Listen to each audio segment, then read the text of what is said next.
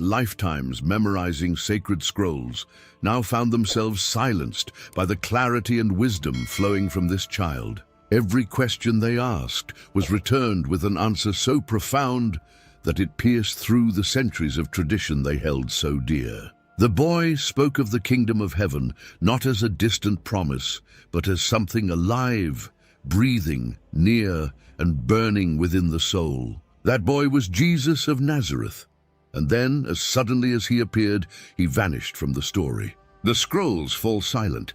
The Gospel of Luke closes its chapter with these haunting words, "And he went down with them to Nazareth, and was subject unto them.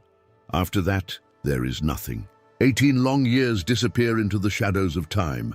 From 12 to 30, not a single word, not a single trace. The world is left staring into the void between those years, whispering the question that echoes through history.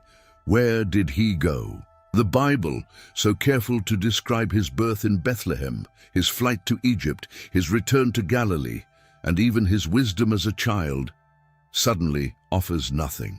The narrative stops as if torn away deliberately, as if someone had sealed those years in silence. The carpenter's son becomes a man, but no one knows how. What happened to the boy who confounded scholars? Where did he learn the things he later revealed, teaching so vast that they reshaped the moral and spiritual landscape of the entire world? Imagine this as a cinematic moment.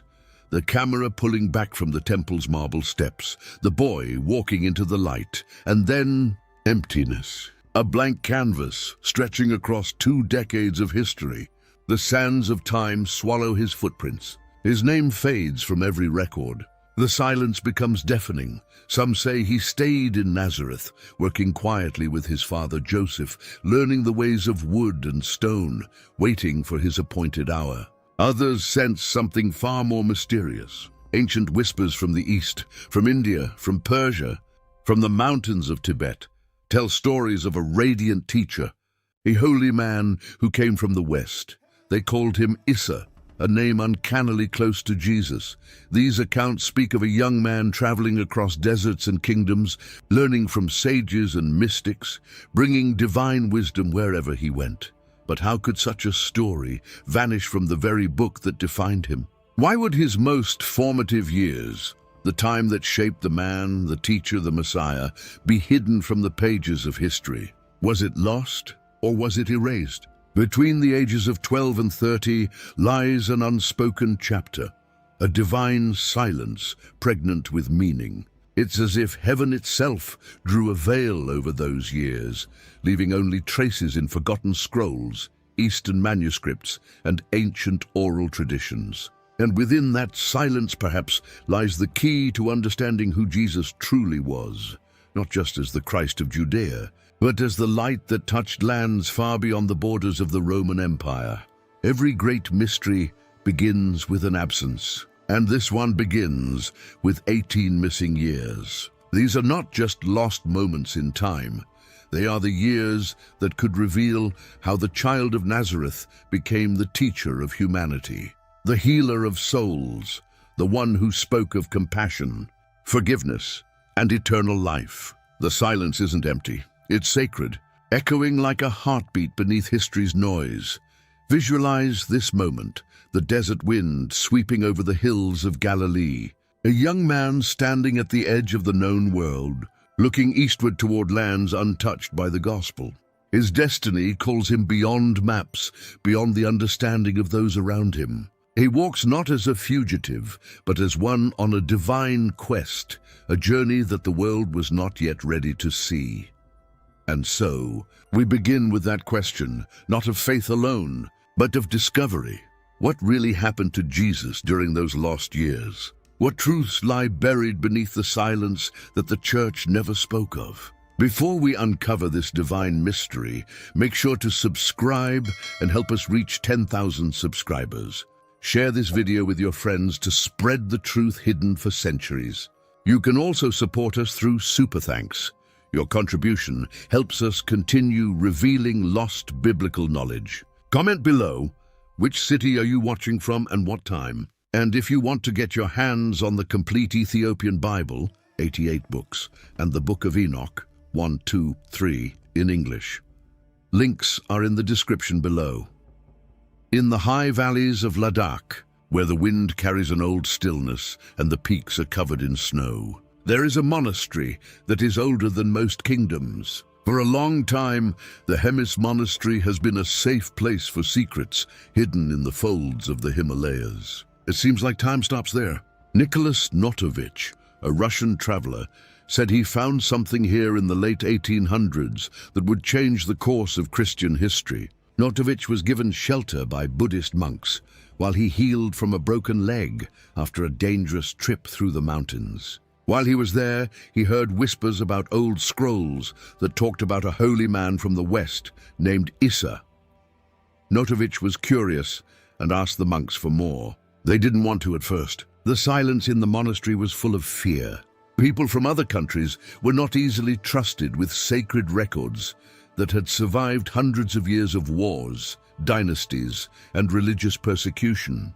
But persistence broke through the wall of silence. Finally, an old monk took Notovich to the library, where old manuscripts lay on wooden shelves like sleeping relics from a time long gone. There were verses written in Tibetan script that talked about a prophet who was different from all the others. He was a light-skinned teacher from a faraway land who came to the east to find the truth. Issa, the Blessed One, was his name, which was written many times in the text.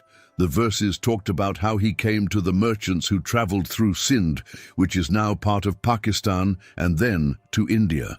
They talked about a young man who studied the holy Vedas and how to meditate with Hindu priests and Brahmins. People said that he spoke out against the strict caste system and taught that everyone, no matter how noble or untouchable, was equal in the eyes of the Creator.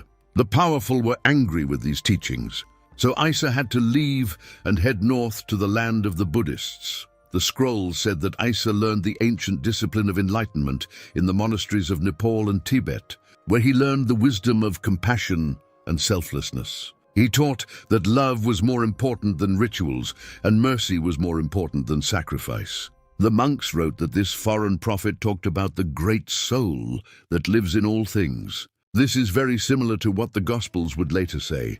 Notovich understood what these verses meant when he read them, that Jesus may have lived and learned in Asia during the years when the Bible is silent. The revelation was mind-blowing. If this is true, it means that Jesus didn't lose those 18 years of his life. He lived them in the East, where Roman historians and Jewish chroniclers couldn't find him. Notovich wrote down what he found and published it in 1894 as The Life of Saint Issa, the Best of the Sons of Men. The book caused a lot of problems. Religious leaders in Europe and the United States were very angry. The church called his work blasphemy and said it was the work of a lost traveler looking for fame. Scholars said he made up the manuscript and said that there were no such scrolls at Hemis Monastery.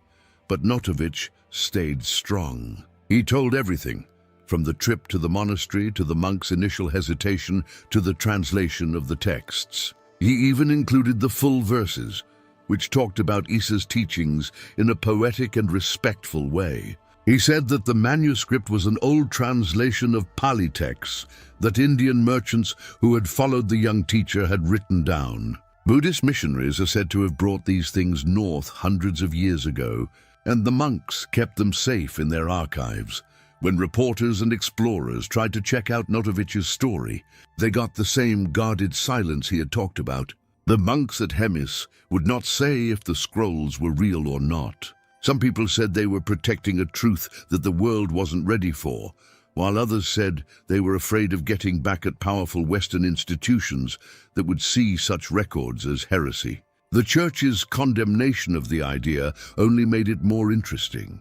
Later travelers to Ladakh said there was a quiet tension around Hemis. The monks, who were kind but careful, didn't talk about it at all. Some people said that the Russian had seen something real and old, but they had been told not to talk too much about it. After all, the monastery had kept many secret texts safe, some of which were older than known history. Could one of those texts really tell the story of the years Jesus forgot? Notovich's assertion incited interest beyond theological boundaries. Historians began to wonder how Eastern ideas had so easily reflected the later teachings of Jesus, such as compassion, humility, wisdom he had learned about in the past. If the young Jesus had walked the paths of India and Tibet, it would explain why his message was so universal. It was a gospel that spoke to all people, not just one tribe or nation. Notovich was ignored by Western academics, but other explorers started to follow his path. Many years later, Swami Abhedananda, a well-known Indian monk and follower of Ramakrishna, went to Hemis and said that the monastery did have manuscripts that mentioned Isa. He said he had seen and translated them himself, which backed up Notovich's discovery from a completely different source. But official institutions still didn't say anything. The church did not look into these testimonies or say anything about them. The silence, both old and new, makes the mystery even deeper. Why would someone want to hide such a big story? Was it to keep the idea of a Messiah who was only from the West and not influenced by Eastern philosophy? Or was it to protect beliefs that had already been formed and sealed long before these new ideas came to light? The more you learn about the past, the more you realize that spiritual exchange between the East and the West was not only possible, but also necessary. Scholars, traders, and seekers traveled the Silk Road all the time, bringing ideas as easily as they brought goods. Notovich may not have seen isolated manuscripts, but pieces of a bigger truth, remnants of a time when divine wisdom flowed freely between continents. There may be a faint echo of a young man from Nazareth who walked into the East looking for God in the quiet of the Himalayas. We may never know for sure what was in those scrolls, but their existence reminds us that there are many ways to find the truth, and not all of them are written down in one book. The dusty roads of ancient India seem to go on forever, winding through forests of banyan trees and villages, buzzing with the sounds of prayer and work. The air was warm and smelled like burning incense. The sound of temple bells could be heard faintly in the distance. A young traveler, simply dressed and barefoot, walked quietly among the pilgrims and merchants. He was a man who had both gentleness and depth. His eyes showed that he was wise beyond his years, and even though he spoke with an accent that made him sound foreign, his kindness and humility made him welcome wherever he went. They called him Isa, not knowing that he was the boy from Nazareth who had once confused the scholars at the temple in Jerusalem. He had left the deserts of Judea and the hills of Galilee behind to find something deeper than knowledge. He wanted to connect with the source of all creation. People in India welcomed him as a student, but it didn't take long for them to see the teacher inside him. He walked among the Brahmins, watching their rituals, chants, and devotion to the divine order they called Dharma. He sat under fig trees and listened to the Vedas being read. He saw how words could connect people to the eternal. The Brahmins taught him about ahimsa, which means not hurting others. Not only did they refuse to hurt others, but they also lived a life based on compassion. They said that hurting someone else was the same as hurting yourself, because the divine spark lived in all things. These teachings touched his heart deeply because they were in line with the truth that had guided him since he was a child. He started to understand that the essence of God wasn't limited to temples or priests' clothes. It was in the silence of every soul and the breath of every living thing.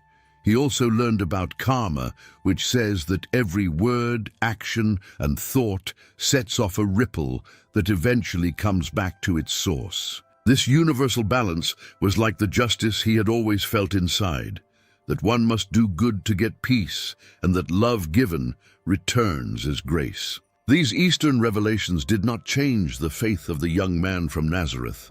They made it clearer. They helped him put into words things that were already in his heart.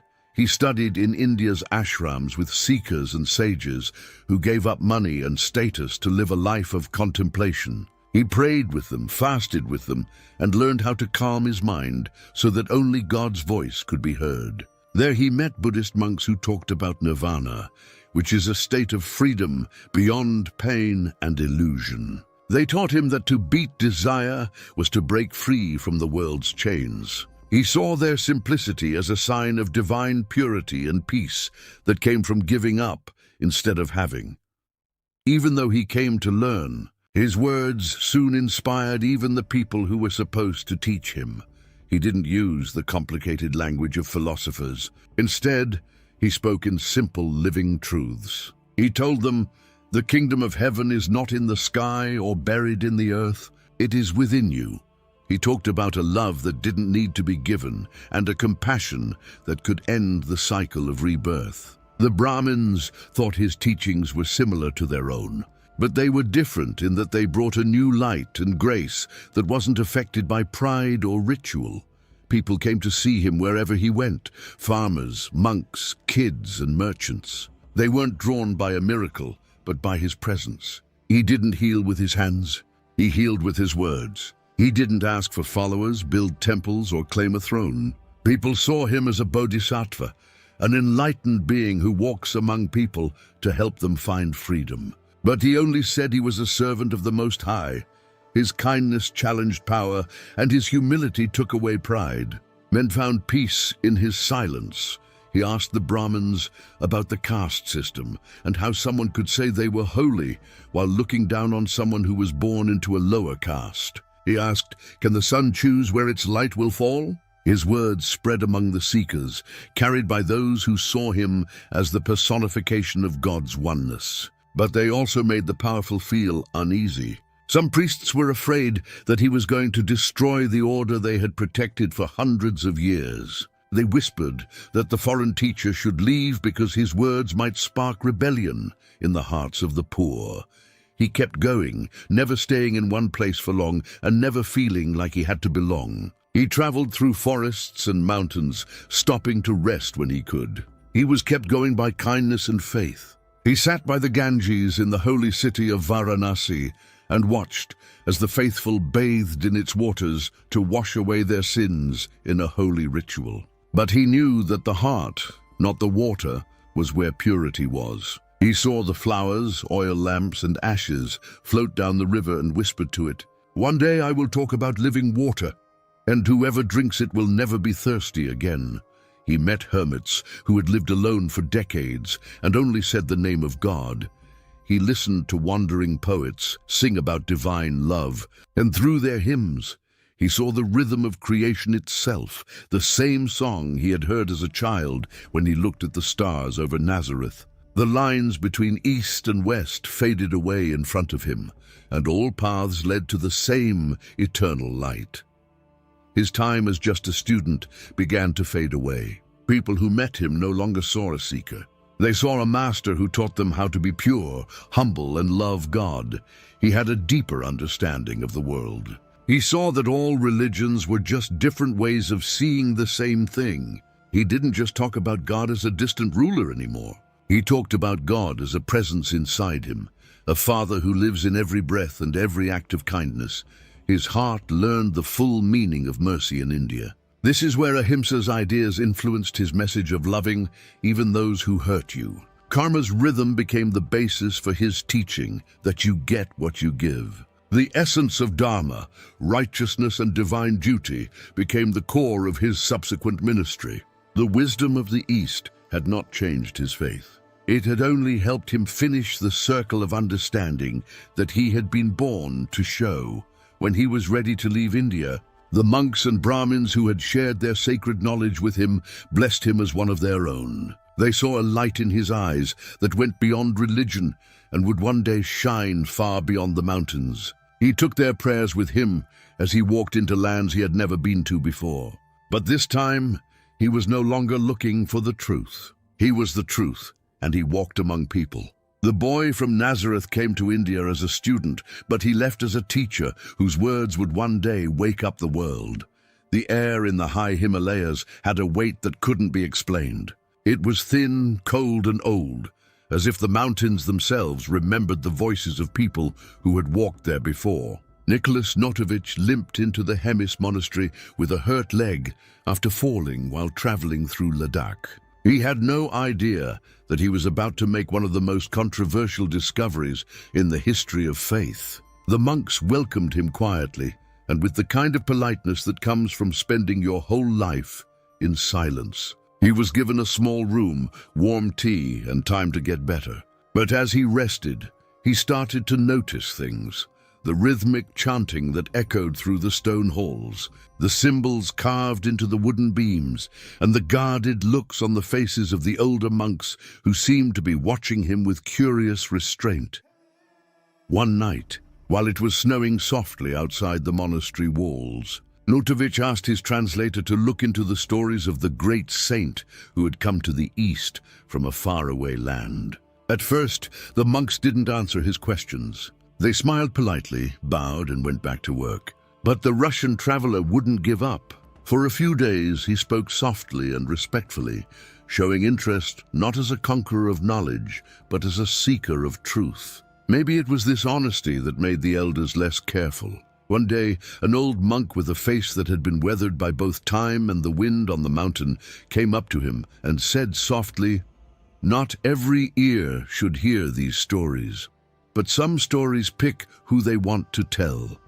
Notovich followed him through narrow hallways until they got to a library that was only dimly lit and filled with scrolls stacked in wooden niches. Dust motes floated in the air like ghosts from the past. The monk took out a few old, yellowed manuscripts that were wrapped in silk and put them in front of the traveler. The Tibetan script was both delicate and strong, with letters that flowed across the parchment in a sacred rhythm. The monk said that the scrolls of Hemis held the story of Isa, a holy man from the West who had once walked among them and taught them the purest form of truth.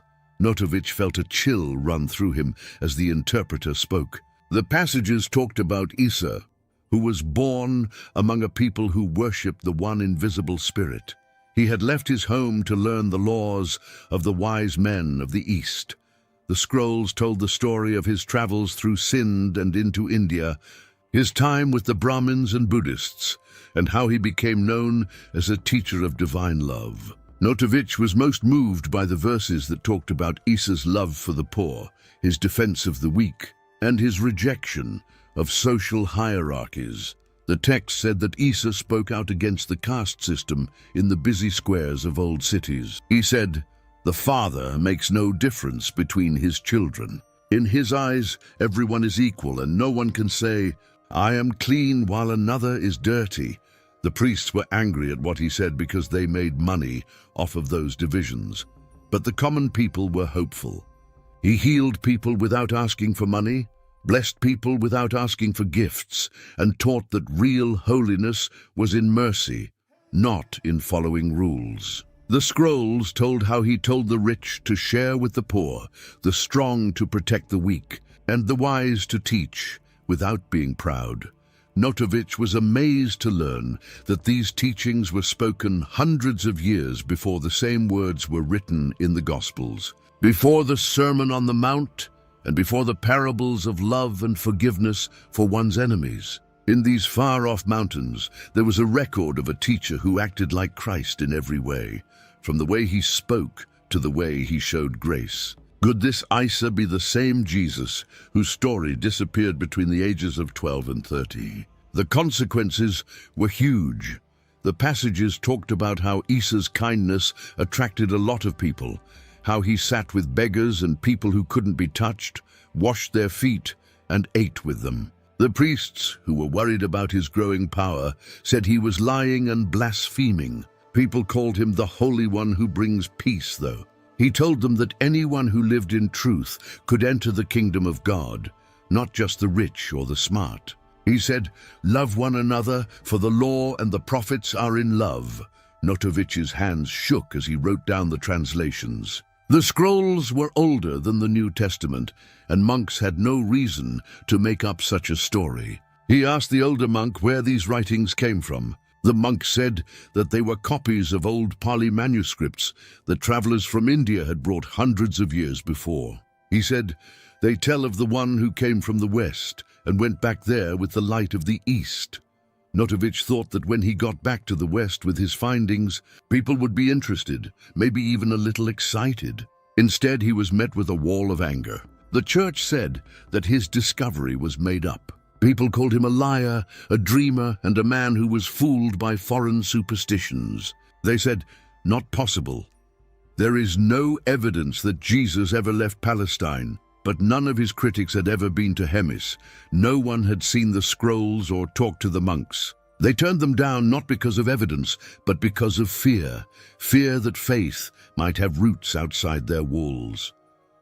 The storm of doubt only made the mystery stronger. Why didn't the monks say anything when later travelers asked them about the scrolls if they were fake? Why didn't they say they did or didn't exist? Some explorers who came after Notovich, such as Swami Abhedananda, said they had seen the same texts and confirmed that they were real. Others said that the monks were whispering that the scrolls had been hidden again and sealed up to stop more trouble. The picture of the forbidden scrolls locked up again in the monastery's inner chambers became a haunting symbol, a truth seen and then buried under hundreds of years of religious politics. Notovich's supporters said that the scrolls showed a deeper connection between the East and the West, between the compassion of Buddha and the mercy of Christ. They said the church didn't reject it because they didn't believe it. They did it because they were afraid of losing control over a story they had been telling for hundreds of years. Notovich would later write that the world was not ready for such a revelation. He said that geography and language had split faith, but that truth was never meant to belong to just one civilization. The Hemis scrolls, whether you could see them or not, told of a faith that crossed borders and a Messiah who walked where no gospel would dare to follow. The monks took the holy books back to their secret room as the snow kept falling on the monastery.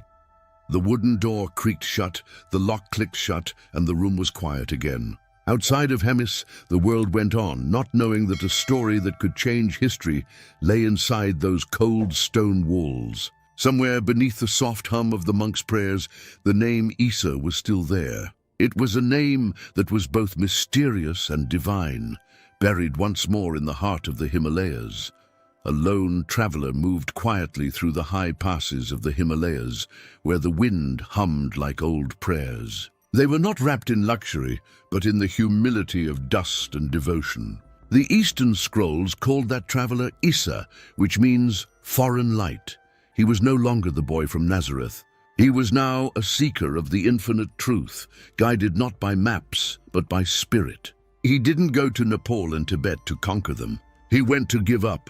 He didn't go to preach.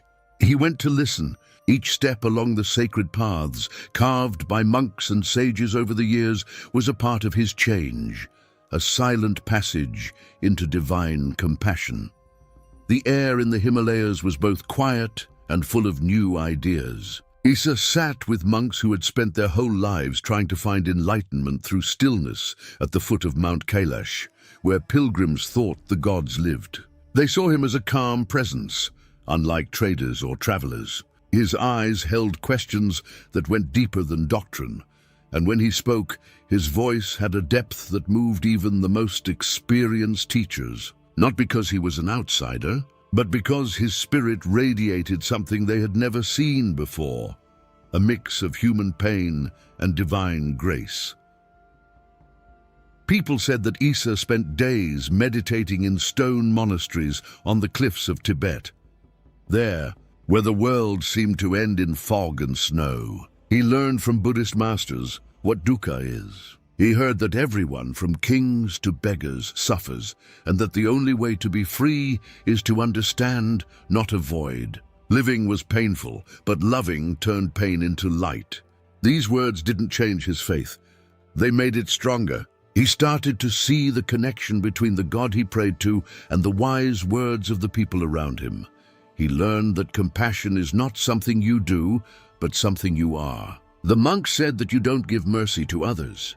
You find it in yourself. Isa spent long nights chanting with them. The flickering lamps made shadows that danced like ghosts on old walls. He heard echoes of his own prayers in their chants. When the monks talked about nirvana, which is the end of pain and the end of the cycle, Isa began to see the same divine promise that the prophets in Galilee had told him about. The words were different, but the feelings were the same.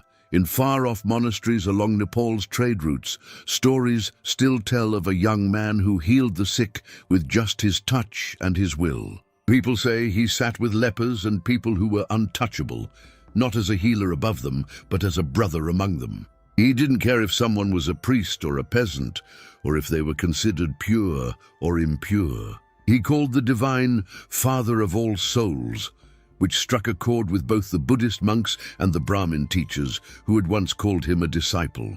Some people thought he had a secret mix of the Buddha's compassion and the prophet's devotion inside him. Every spring, when the snow melted, Isa would walk through the mountains, stopping at temples, villages, and hermitages. His lessons became softer and easier to understand, and they were full of stories about love, forgiveness, and finding peace within oneself. He said that the kingdom was not in palaces or holy books, but in the hearts of everyone. People in every village came to see him because they knew that what he said was true and not just something he read. The kids laughed as they followed him, and the older people bowed in respect. Even those who weren't sure felt something move inside them, a strange comfort that went beyond language and faith. Tibetan elders passed down stories that the foreign saint once meditated by the Great Lakes, looking at the stars' reflection in the water. There, he talked to his friends about the eternal soul and how every living thing has divine light inside it. He said, "The soul that harms none finds peace in every world." These words, which were passed down by wandering monks, are almost exactly what he would later teach in the hills of Galilee. Love your neighbor, forgive over and over, and look for peace, not through dominance, but through surrender. The trip through Nepal and Tibet also pushed him to his limits. He had to deal with the cold, the hunger, and the loneliness of empty land.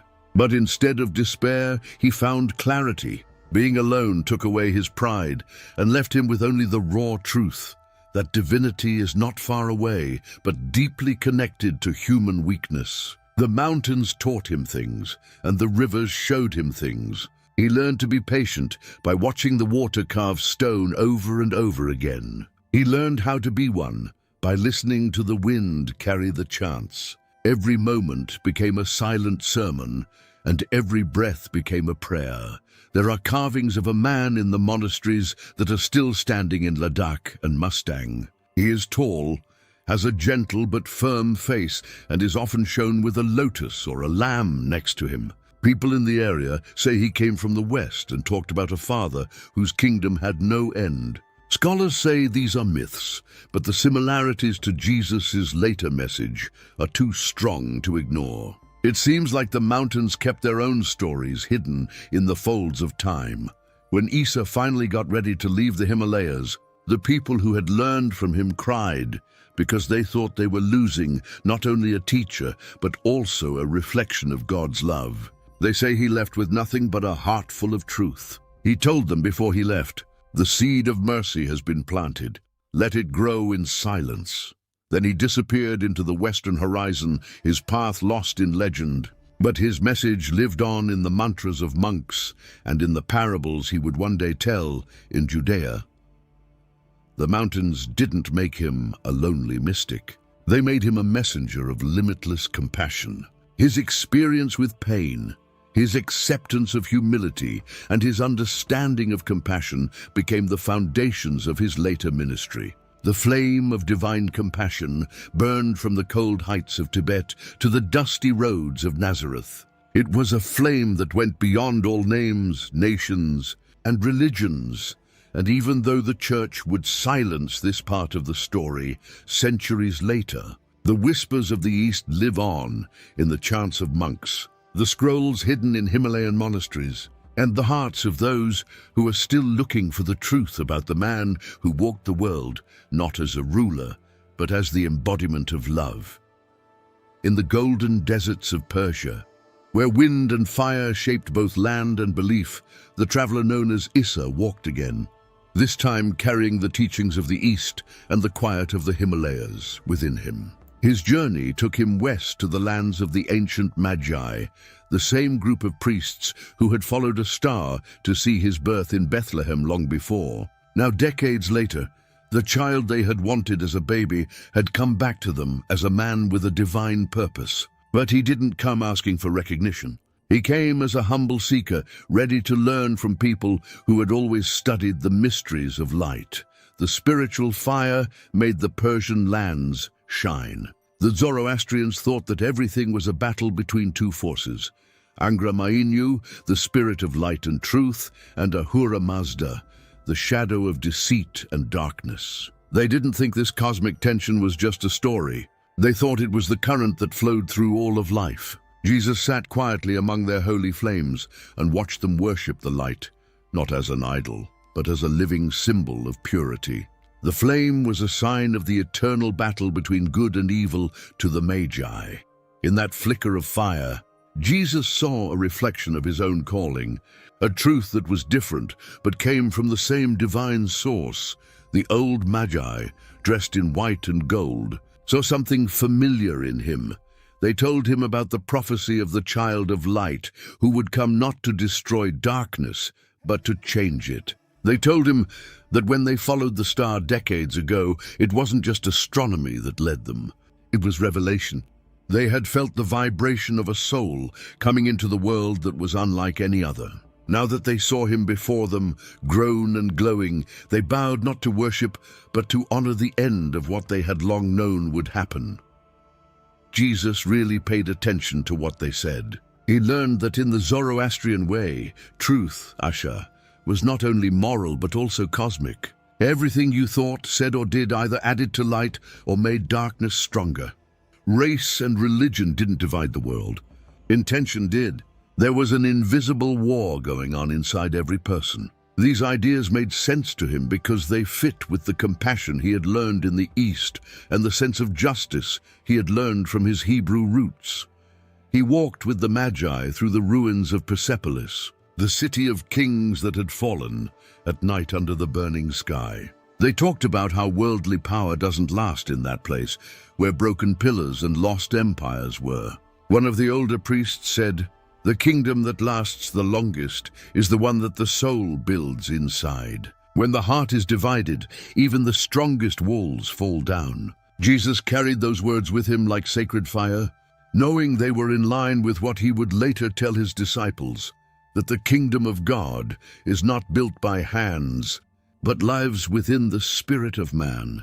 He spent months with these people who kept the ancient flame, learning their hymns, chants, and ways of cleaning themselves. But what interested him most was not their ceremony, but their balance, their belief that both light and darkness had a divine purpose. One could not see light without the shadow, and virtue had no meaning without struggle. He learned from them the divine paradox, that salvation is not getting away from the world, but changing it.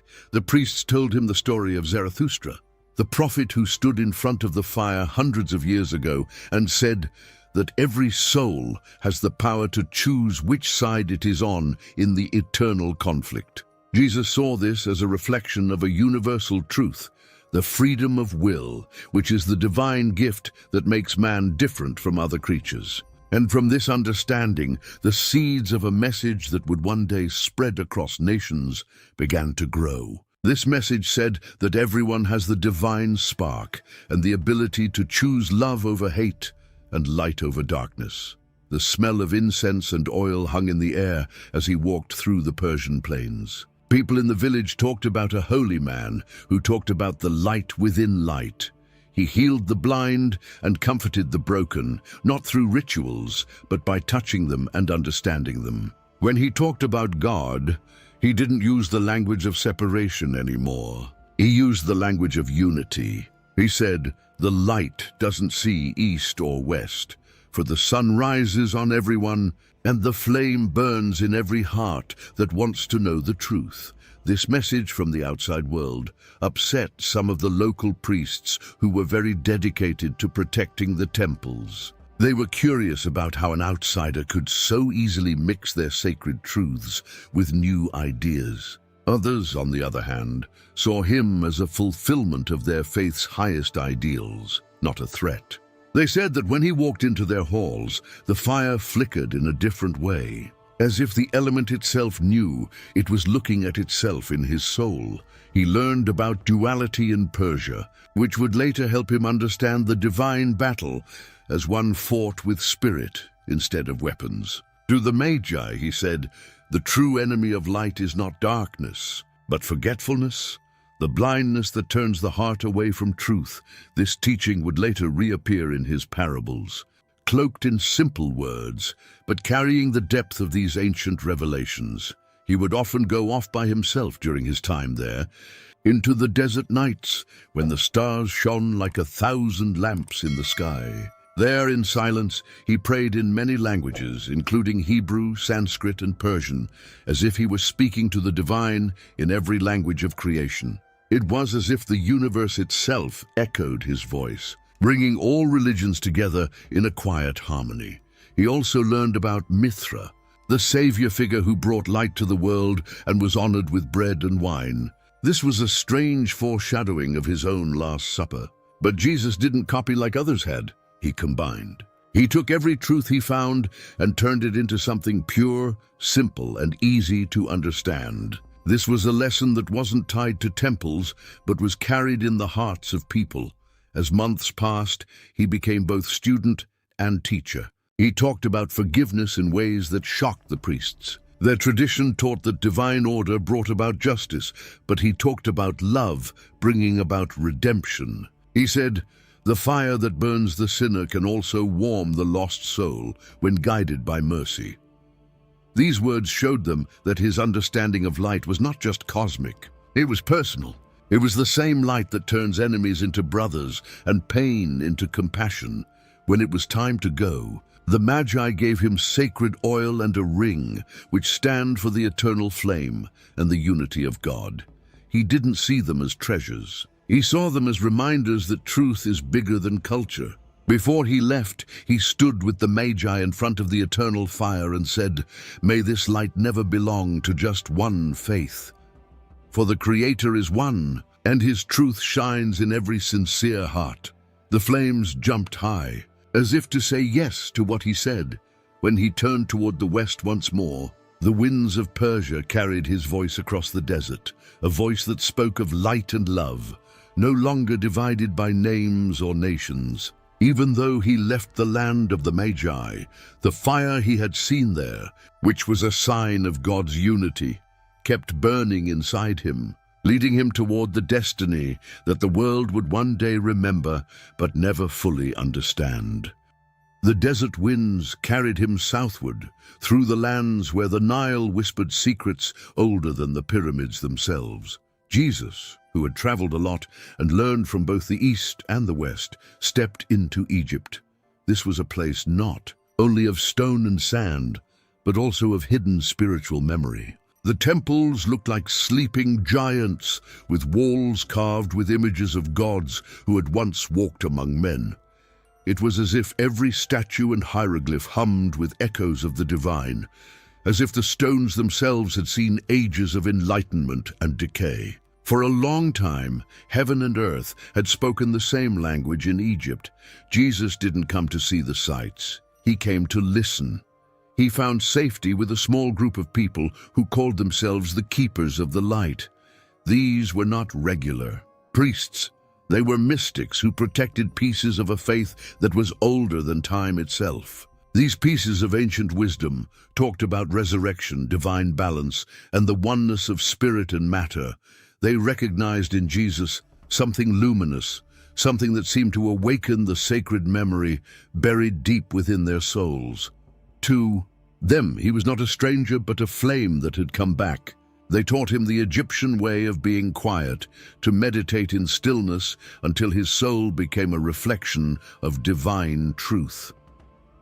He read the old texts of Thoth in those quiet rooms, under oil lamps and in the shadows of columns.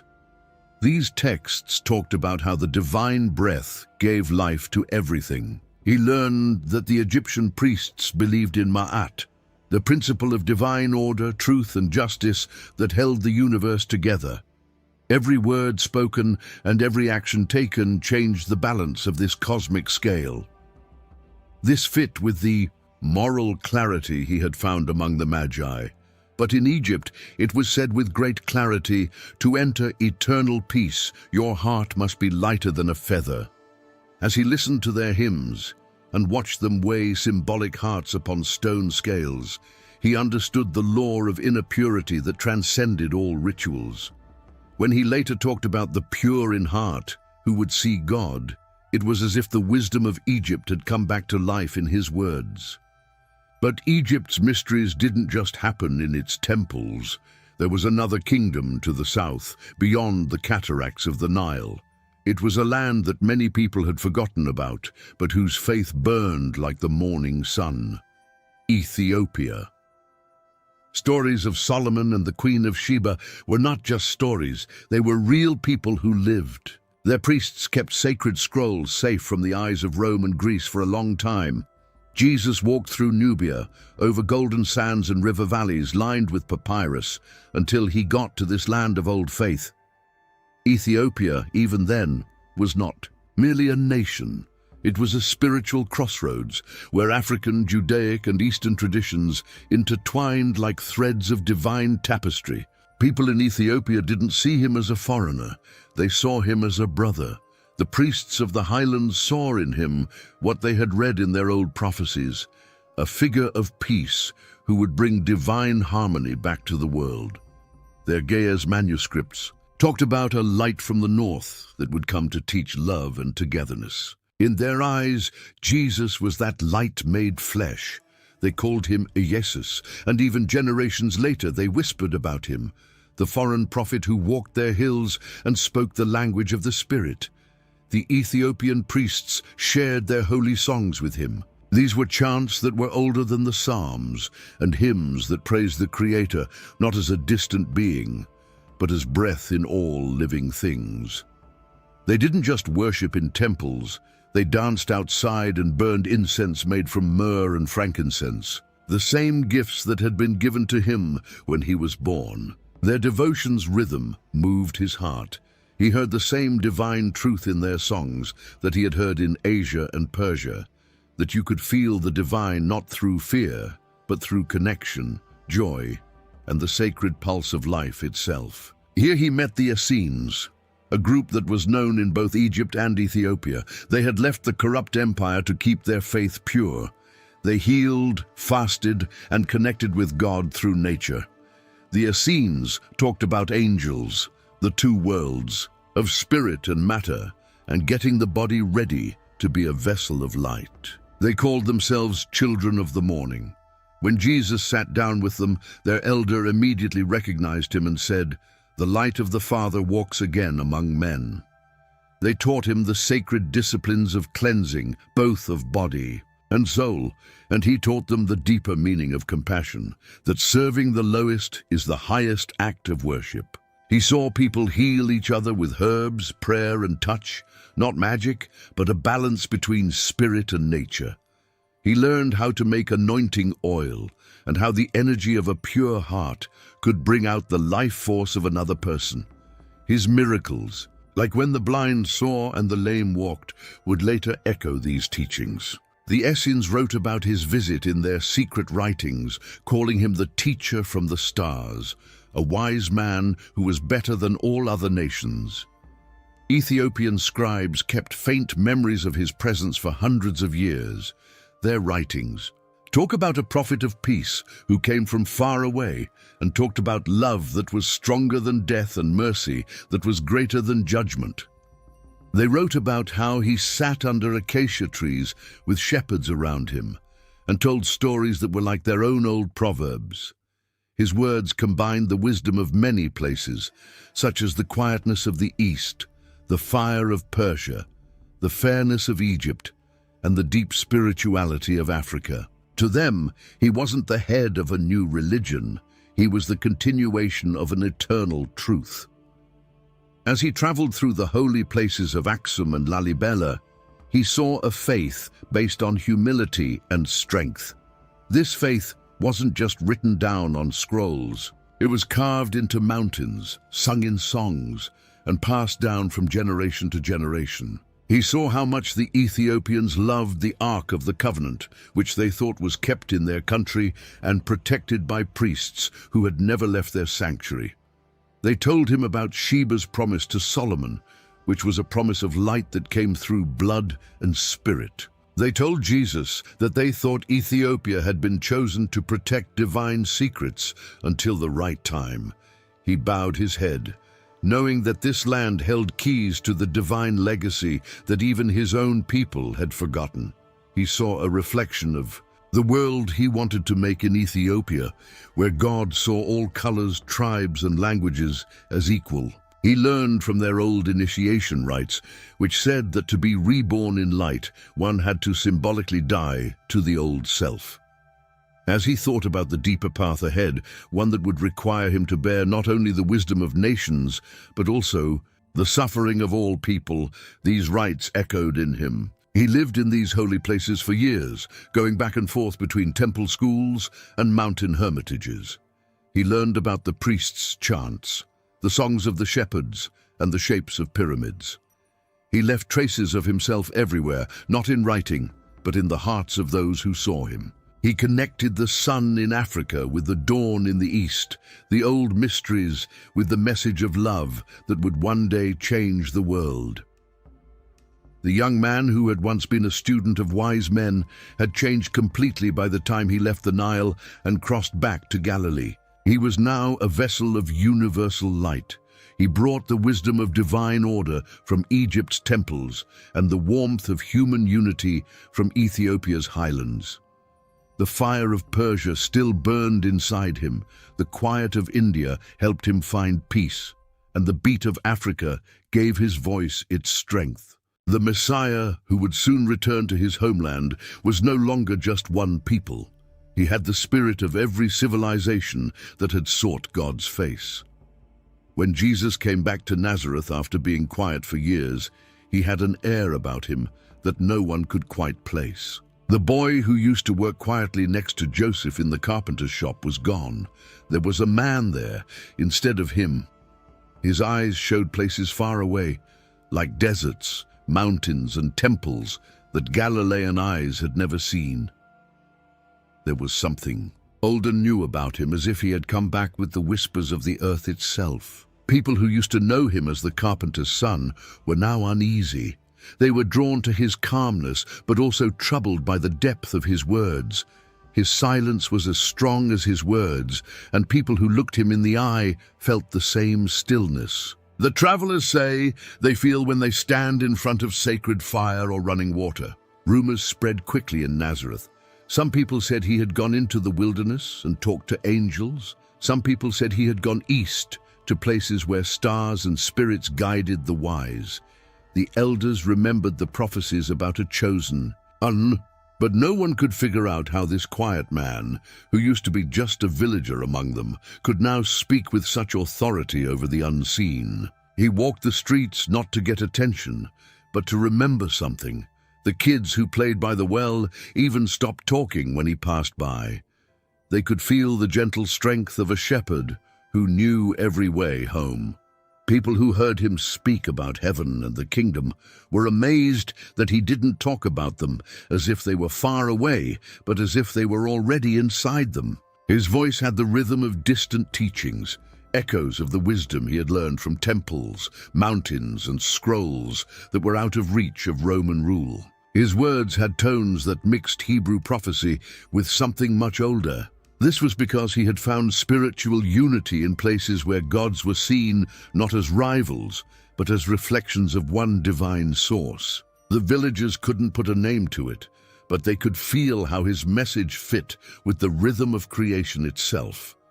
This change was shown in his parables. He talked about the mustard seed as a way to show how small things can hold great things. This is similar to what Indian sages taught about how the soul of man reflects the cosmos. When he talked about light that shines in the dark, you could hear Persia in his voice, the eternal dance between Ahura Mazda's light and the shadow it casts. When he talked about the lilies in the field or the birds in the air, You could almost hear the Egyptian hymns that saw God in everything that lived. His stories were like bridges between worlds. The Nazarenes were shocked. "How did this man get this smart?" they asked, whispering to each other. They couldn't believe that their once humble neighbor now spoke with the authority of ancient priests and wandering mystics. Some were amazed by him, while others felt threatened. His teachings made it hard to tell the difference between what was holy and what was normal. He said that holiness was not found in stone temples, but in the heart that was alive. He spoke as if he had been to many holy places, such as Jewish, Egyptian, Persian, and Indian ones, and found the same divine flame burning in each one. His demeanor was calm in a way that was new to me, a peace that no amount of trouble could touch. When people asked him questions or tried to get a rise out of him, he answered with kindness instead of anger. He seemed to have learned the stillness that turns storms into silence from the monks of the East. He didn't argue about the law anymore. He lived it. The divine was no longer something to talk about. It was something to live. He was humble, like a man who had learned from many teachers that truth is not owned, but shared. When he touched the sick and blind, his movements were smooth, as if he knew the body's hidden energy, the breath of life that Eastern healers had studied for a long time. His touch was soft but firm, and it came from a faith that went beyond ritual. It seemed like every miracle he did was like what he had seen in the temples of healing and meditation in other countries. But in him, these actions had come together to form something bigger, a divine love that went beyond all cultural and religious differences. People who were close to him noticed that his prayers had changed when he was alone. He still talked to the Father, but his words had the depth of someone who had found the Father in everything, like the wind, the light, the breath, and the silence between words. He didn't put the holy and the human apart when he broke bread with the poor or comforted the tired. He had learned through years of wandering where different languages spoke the same truth in different ways, that every gesture he made showed a connection between heaven and earth. People from nearby villages came to hear him speak as his ministry began. The fishermen by the Sea of Galilee, the farmers in the hills, and even the Roman soldiers who were stationed nearby heard about his travels. He spoke to each person in a way that went beyond religion, words that touched something universal in the soul. The Greeks called it logos, the Indians called it Atman, and the Persians called it the light of Ahura Mazda. But to Jesus, it was just the breath of the Father moving through all of creation. When he talked about loving your enemies, it was like a monk who had meditated under the vast skies of the East. It was because he had seen the kindness of Buddhist and Hindu sages that he told his followers to forgive over and over again. When he said that people shouldn't judge, it was like what the ancient Persians thought. You can't beat darkness with more darkness. He had become a living mirror of the world's wisdom, but he spoke it all in the simple language of Galilee. People in Nazareth still had a hard time accepting it. They were blind because they knew it well. "Isn't this the son of the carpenter?" they whispered. They couldn't connect the man they remembered with the teacher in front of them. Some people even turned away because they couldn't face the challenge his presence brought. The idea that truth belonged to all people, not just one nation or faith. His journey had crossed every border, and now his words carried the breath of many nations, from India's holy rivers to Ethiopia's old hills. And yet, even though more and more people turned against him, his message began to spread. People who really listened felt changed. They thought that all of the world's wisdom came together in him, as if the East and West had met in his heart. He had with him the calmness of meditation, the brightness of Zoroastrian light, the kindness of Eastern sages, and the deep moral strength of his Hebrew roots. The broken truths of the world seemed to come together in his presence, not through argument or doctrine, but through the living example of someone who had been both a student and a teacher on earth. Jesus of Nazareth had come back, but he was no longer tied to Nazareth. Every word he said and every kind thing he did brought back memories of temples and deserts, rivers and mountains. His missing years of silence had not been a time of absence, but a time of preparation. The man who had once disappeared into the horizon had come back with a universal light. It was a flame born from the wisdom of the world that would soon set hearts on fire, far beyond his hometown. It was carried now in the voice of someone who would change the world forever. There was no one agreed-upon version of Jesus' life when his early followers started to form what would later become the institutional church. There were stories, some written and some whispered, about how he traveled to faraway places and learned from priests, monks, and wise men who lived outside of Judea. But as Christianity changed from a movement of the heart to an empire of structure, a problem arose. The image of Jesus that came from the East didn't match the one that Rome wanted to show. The Jesus who walked with mystics and foreign teachers was too human and too connected to the wisdom of other cultures. The church, which was trying to figure out what divine authority meant, couldn't have a Messiah who had learned from people. So without making a big deal out of it, the years between his childhood and his ministry were shrouded in silence. In the years that followed, the early councils, which were meetings of bishops and theologians, decided which gospels were holy and which ones were not. People who wrote about his youth with the Essenes or his time in Persia or India were called heretics. The few writings that survived were called apocryphal, which means they weren't good for the faithful. Rome's mission wasn't just religious, it was also political. The empire required a singular interpretation of Christ, the divine Son of God, whose authority derived solely from heaven, rather than from human instructors or foreign territories. If someone said that Jesus had learned from Buddhist monks or Zoroastrian priests, it would have broken the church's hold on revelation. If wisdom could originate from other sources, then salvation could not be restricted to the confines of Rome.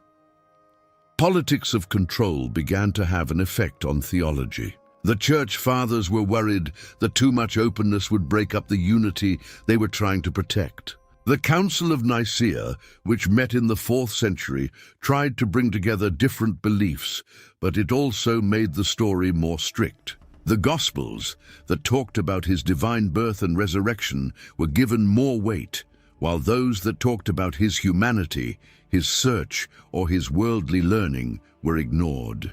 What came out wasn't necessarily wrong, but it wasn't complete. The idea of a divine teacher who had lived among people was replaced by the idea of a divine being who was not affected by the world. The memory of the child who may have sat with Egyptian priests or Persian magi was erased because that image made the divine seem too human and too relatable. In the marble halls of Rome, theological arguments became tools of power. Emperors used the church to bring their lands together and keep them under control. A Jesus who came from the East was not a symbol of unity for the empire. He was a reminder that truth cannot be owned. And so, for hundreds of years, dogma buried the human journey of Jesus, which included lost years of travel, study, and awakening. Instead, a Christ rose up to serve the empire, heavenly, unreachable, and safely contained within Rome's blessing. But there were still signs of the old story, like faint embers under the ashes. The Coptic Christians in Egypt had manuscripts that told the story of a young prophet who learned from mystics in the desert. Ethiopian traditions tell of a holy man from the West who walked through their lands preaching peace before he started his ministry. Even in Persia, among the descendants of the Magi, there were still stories about a teacher from Judea who wanted to learn more about the light of Ahura Mazda. People who remembered these stories didn't think they were heresy. They were proof of how big his path was. But in the West, the weight of church law silenced these voices. The church's fear was more than just keeping its teachings pure. If Jesus had learned things from the East, then Christianity would no longer be the only way to know God's truth. It would be a continuation, not a beginning, of a larger spiritual tapestry. The guardians of orthodoxy were scared by this idea. For hundreds of years, the Church's power came from the idea that only Christ, as understood by Rome, could save people. Jesus, who learned from others and found divine truth in the temples of other nations, could have broken that exclusivity. It was important that the mystery of his missing years stay unsolved, because finding out would mean decentralization. And decentralization meant that there was no more control, so silence became a plan. The years, from 12 to 30, were left blank, with no explanation given other than that they were for preparation or divine mystery. It became dangerous to ask why this wasn't happening. People who tried to find the truth were called heretics. Monks who copied older scrolls were told to burn them. Not only did the Church rewrite history, but it also rewrote memory. Art, scripture, and sermons all worked together to tell the same story, one that praised God's perfection and discouraged people from being curious. The change from faith to institution changed the way Christianity worked. The early followers, who used metaphors and open parables, were replaced by councils and creeds. Faith turned into a formula, and mystery turned into a doctrine. The Church took away the bridge between God and man by burying the years of Jesus' life as a person. What was left was a godlike figure hanging over the world, worshipped, loved, but no longer understood. In doing so, they changed relationship into reverence and revelation into ritual. The politics of empire were always at work. Rome didn't need to explore. It needed stability. A religion that started in the East and mixed African and Persian ideas would have gone against the idea that the emperor was in charge of heaven. The idea that God is the only one who can be worshipped was much easier to use to keep people obedient. The Jesus of the East, who sat with wise men and walked barefoot among farmers and people of all faiths, stood for freedom. Freedom was a threat to empires that depended on control. Parts of the hidden story started to come out again hundreds of years later. From Tibet to Ethiopia, travelers, explorers, and scholars found references in monasteries that told of an Israeli prophet who had once studied their ways. But the Church kept calling these discoveries myths or lies, and they didn't believe them. The idea that Christ had been with Buddhists, Hindus, or Magi was not in line with the carefully crafted image of God being alone. And so, even though rumors of the truth came back, the government stayed quiet. People started to see curiosity as a sign of rebellion. To ask where Jesus had gone during those years when he was missing was to question the Church's power. People who dared to interpret scripture outside of doctrine would later be burned by the Inquisition. Libraries were emptied, scrolls were burned, and monasteries were cleaned out. Every act of suppression made the difference between the spiritual Christ who lived among people and the institutional Christ who ruled from the altar bigger. People kept wondering. Though even after official history was written, artists painted him with dark skin and clothes from the East. Poets imagined him talking to teachers from other countries. Mystics said they saw him traveling through lands of fire and snow. The human heart, in contrast to the Church, found it difficult to forget. The desire to know the whole story lasted for generations. People didn't say it out loud, but they knew that the divine had once walked as a seeker, not just as a savior. The Church has always had to choose between truth and control. It chose silence to keep its power. It chose to leave things out to stay in power. But the years that were buried still lived on in secret manuscripts and oral traditions, waiting for the world to hear them again. And even though centuries of doctrine tried to erase them, the silence itself became proof that something too big for empire had once touched the earth, and that no decree, council, or wall of Rome could stop the journey of a man who had walked the world looking for God. In forgotten caves and dusty monasteries, pieces of old scripture began to appear, pieces of a story that seemed too big for any one church to hold. These weren't the polished words of the four Gospels that everyone knew. They were the quiet echoes of voices that the Church had buried long ago.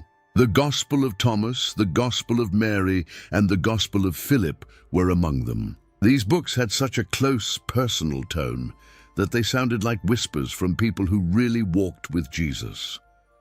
These texts did not emphasize ritual or law.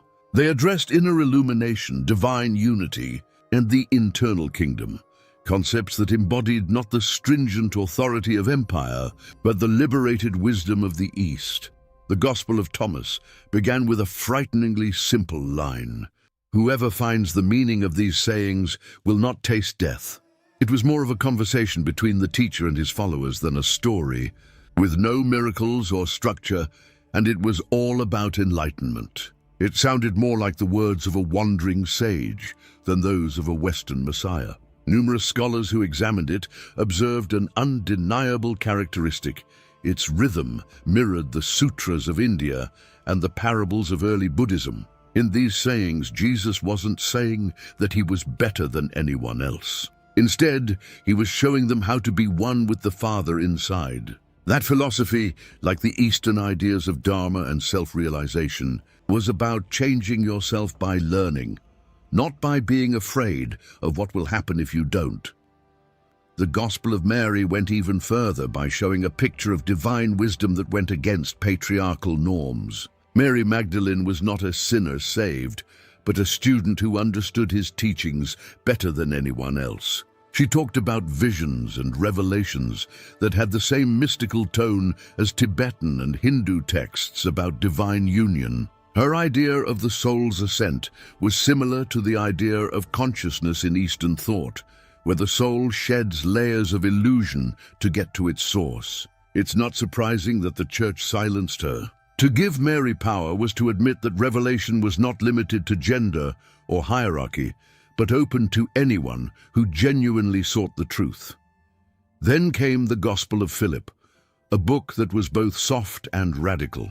It talked about light and dark, not as two different things, but as steps in understanding. It suggested that Jesus and Mary had a spiritual connection, not a scandalous one. Their relationship was a symbol of balance between masculine and feminine energies. These ideas really fit with the dualities in Zoroastrianism and the search for harmony in Eastern mysticism. But the church couldn't stand these writings. They made it hard to tell the difference between God and creation, between divinity and humanity. They said that truth should not be worshipped but awakened. The Ethiopian Bible, on the other hand, kept a larger, older, and more diverse collection of books. The Western canon was limited to 66 books. It had 88 books, including texts that Rome had long since thrown out, but that were still sacred in Africa's old churches. Monks in the highlands of Ethiopia still chanted the words of Enoch, Jubilees, and other writings that connected heaven and earth. These weren't myths. They were the parts of a cosmic story that were missing. The Book of Enoch, in particular, talked about journeys to heaven, divine watchers, and the never-ending fight between good and evil. It talked about places that people can't see, and angels who taught people the secrets of the universe. This was a theme that was very much in line with what Jesus taught about the kingdom of heaven, that people can't see. The Ethiopians had what the rest of the world had lost. Their manuscripts, which had survived centuries of war and fire, contained traces of an Eastern Christ, a teacher who knew how everything was connected. Their scriptures did not separate people. They brought them all together under one divine breath. The Book of Enoch tells the story of how heavenly beings fell and how they taught people wisdom, which is similar to how Buddhist stories tell of heavenly teachers coming down to help people with compassion. This wasn't a myth for Ethiopians. It was a sacred truth that was kept safe in Ge'ez, their old language, far from the editing hand of Rome. Even in the parts of these texts that were hard to find, there were patterns that showed what Jesus' life was like during the years that were missing. His teachings on the inner light, the kingdom within, and the everlasting bond between heaven and humanity were not singular revelations. They were like the old wisdom of the East, the meditations of the Himalayas, and the spiritual codes of Africa. He seemed to have taken the essence of every path he came across and turned them into one living truth, that God is not in temples or thrones, but in every beating heart. The church could burn manuscripts, but it couldn't get rid of the echoes that kept coming back through time. Every rediscovered gospel, every unearthed scroll, and every Ethiopian manuscript was like a breath breaking through the silence, reminding us that divine truth cannot be chained. The discovery of the Gospel of Thomas among the Nag Hammadi scrolls in 1945 shook the field of theology to its core. These writings had been buried in the sands of the desert for almost 2,000 years, waiting for a world that was ready to hear them. The words that came to mind were not the sermons of empire, but the songs of awakening. The voice of a man who had once walked between worlds was lost. It was even more amazing that these newly found teachings fit with the Ethiopian tradition that had never lost them. While Europe was arguing about what was real, monks in Lalibela and Aksum had been reading those same ideas for hundreds of years without being affected by Roman politics. The wisdom of Enoch, preserved in Ethiopia, linked the divine realm to human destiny, a truth that Jesus himself would later echo in his descriptions of angels, watchers, and heavenly gates. To read those texts was to hear the voice of a teacher who had seen beyond names and nations, someone who had walked through east and west and found God everywhere. For centuries, scholars dismissed these writings as apocryphal, but their message survived being hidden. It was not a message of rebellion, but of remembering a time when spirituality was about knowing, not just believing. The Gospel of Thomas told people to look inside themselves. The Gospel of Mary talked about getting over fear. The Gospel of Philip talked about divine unity. And the Ethiopian scriptures brought it all back to the eternal dance between heaven and earth. They made a map together, a constellation that pointed back to a Jesus who was not just from the West, but from everywhere. Every new piece of information made the wall of silence weaker. The church had a lot of power, but it couldn't hide the truth forever. Every manuscript that was found again, whether in the sands of Egypt, the caves of Qumran, or the mountains of Ethiopia, said the same thing. Truth is eternal. It hides when men change it, but it never goes away. At some point in time, the wisdom that Jesus brought from the East found a home in Africa's holy hills, where monks protected it and saw him as part of their own line of divine teachers. It wasn't just about bringing back old scriptures that people had forgotten. It was about bringing back a truth that had always been true for everyone. The more pages that were found and verses that were decoded, the bigger, brighter, and more complete the picture of Jesus became. Not the figure limited by dogma, but the living bridge that connects heaven and earth, east and west, spirit and flesh, and divine and human. The silence finally broke through these banned books and hidden gospels, and the Eastern Christ's forgotten echoes began to sing again.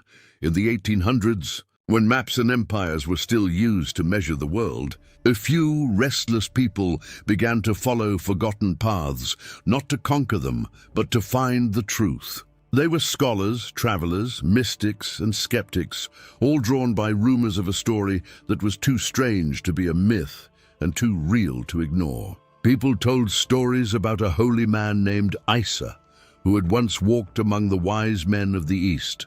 He was a prophet of compassion who lived in the deserts of Central Asia and the frozen passes of the Himalayas. People said he came from the West, talked about divine love and equality, and that his words were brighter than the sun. For those who paid attention, the name Issa had a haunting ring to it. It brought back memories of the years when Jesus was missing, which historians have been trying to figure out for centuries. Nicholas Notovich was the first person to say he saw written proof of this story in the Hemis monastery of Ladakh.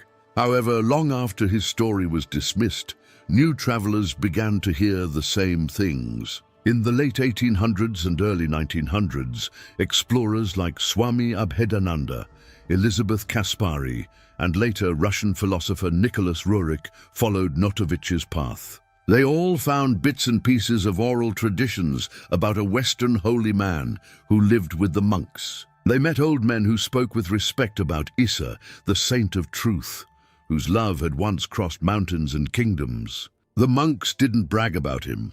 They kept his memory like a secret flame that was passed down from one generation to the next.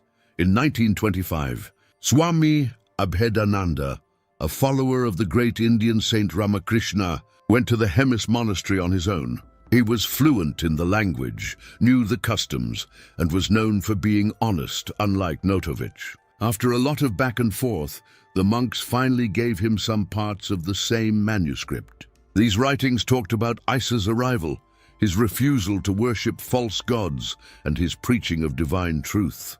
Abhedananda was so moved that he later wrote that the story fit with Eastern ideas of compassion and wisdom. The passages talked about Isa teaching about the one God who lived in everyone, how mercy was more important than ritual, and how all souls were equal.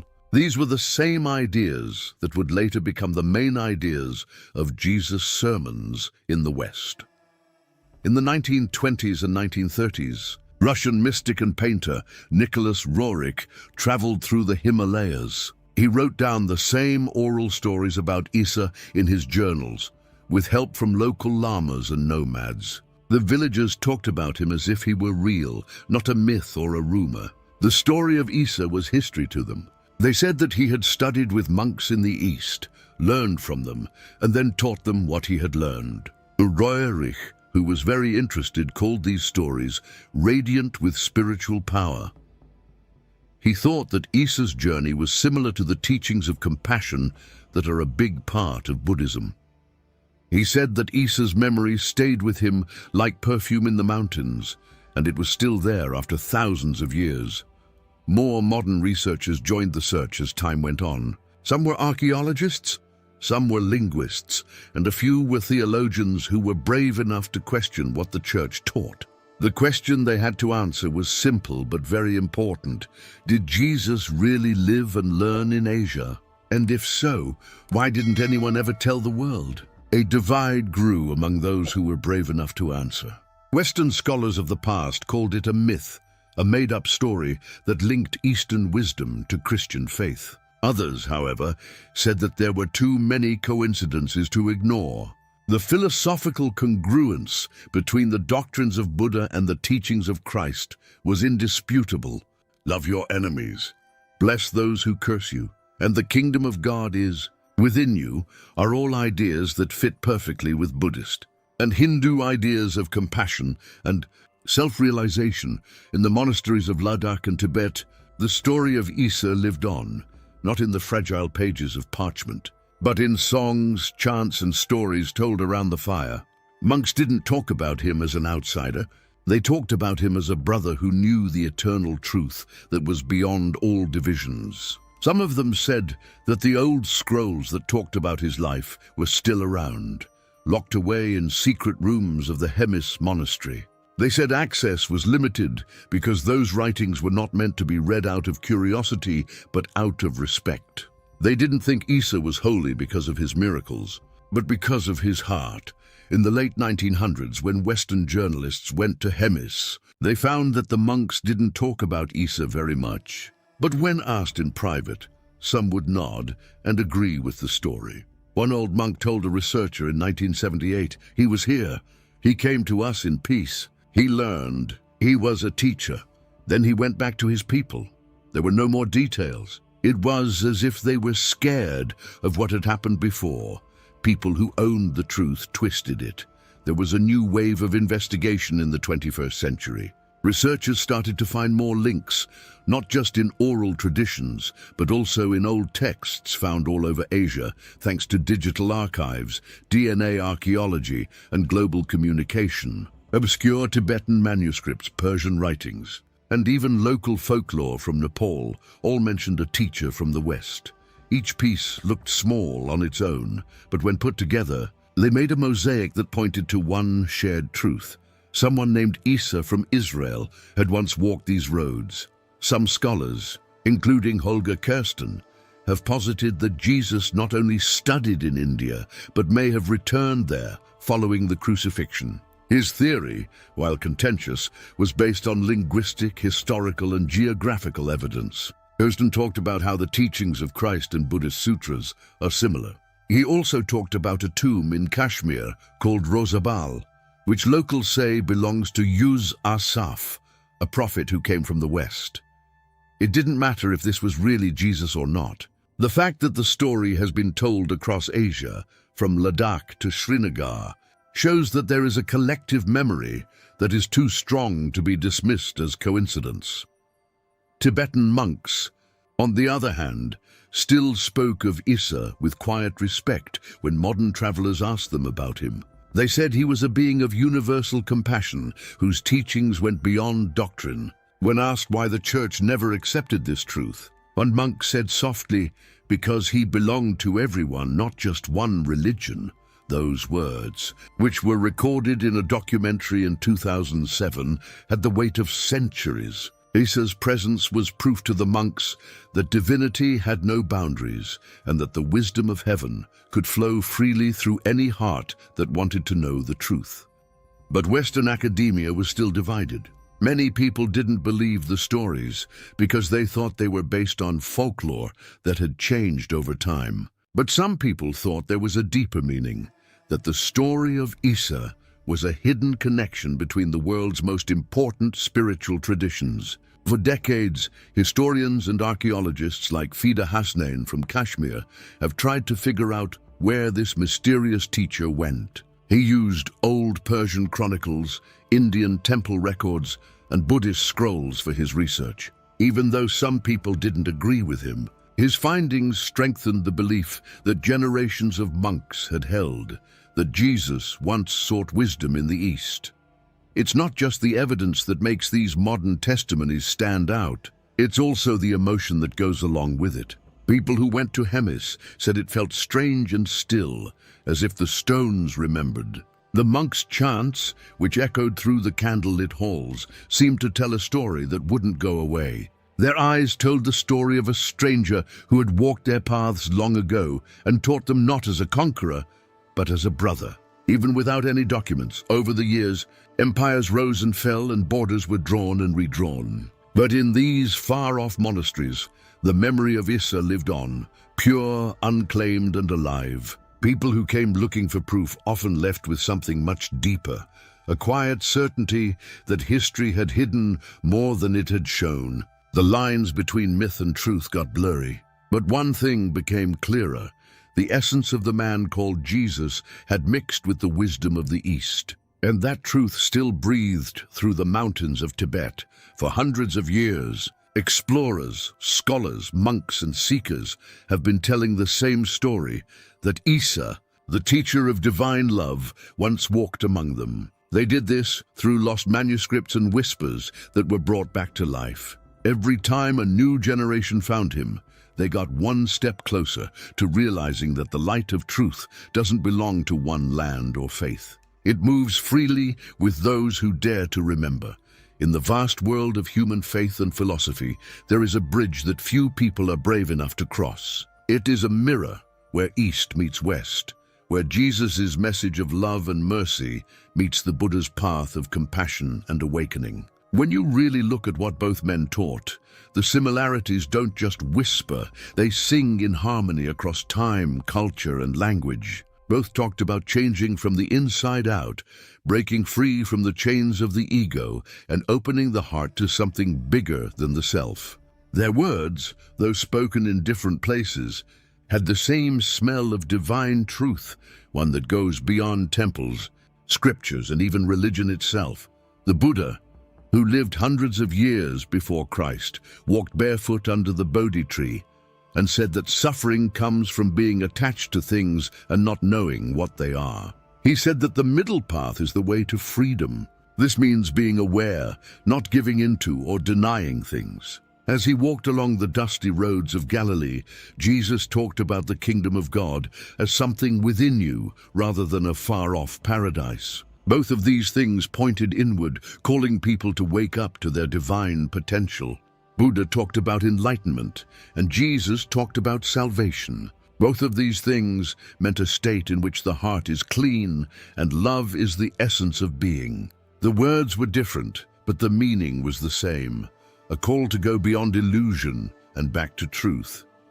The philosophies of compassion that originated in the East resonated with Christ's message. The Buddha's teaching of karuna, or compassion for all living things, is similar to Jesus' commandment to love thy neighbor as thyself.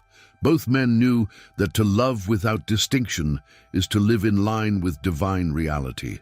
In Buddhist monasteries, meditation was used to develop compassion, which is a quiet way of opening the heart to the pain of others. Jesus showed compassion in action by touching lepers, forgiving sinners, and feeding the hungry in the fields and villages of Judea. One person showed love by being quiet, and the other by helping others. But both of these actions led to the same awakening, the realization that God or enlightenment is not separate from creation, but is present within it. When we look at history, the differences between these two paths become less like opposites and more like reflections. The Eightfold Path of the Buddha, right understanding, right speech, right action, has a lot in common with the moral core of Christ's Sermon on the Mount.